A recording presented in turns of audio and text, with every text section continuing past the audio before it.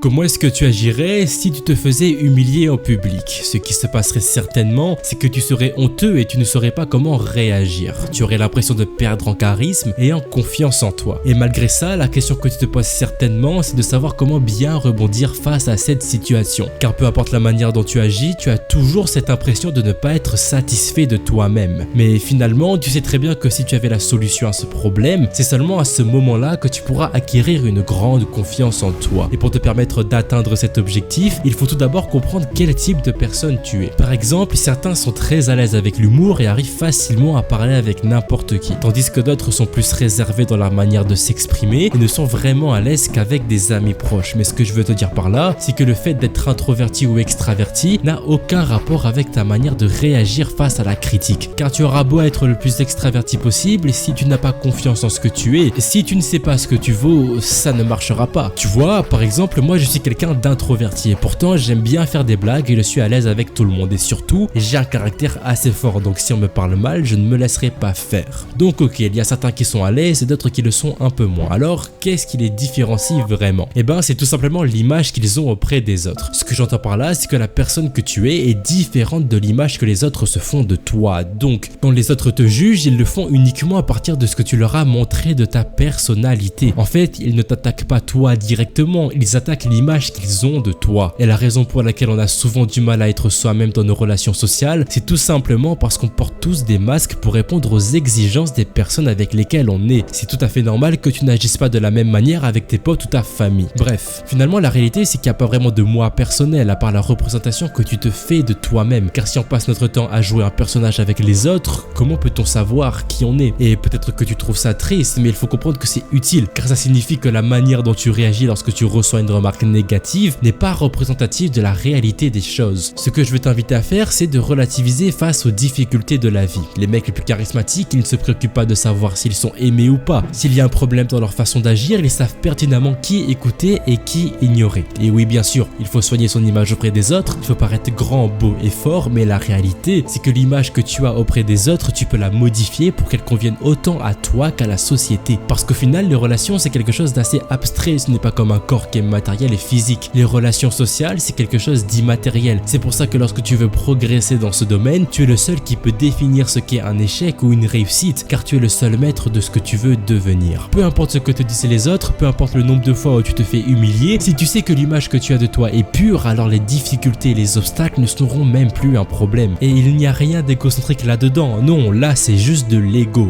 Donc mon ami, crée-toi une représentation de toi-même qui te rend heureux, qui te fait vibrer et qui te donne le sourire. Puis marche toujours dans cette direction sans te préoccuper de ces voix qui veulent t'empêcher d'aller plus haut et de ressembler à celui que tu veux être.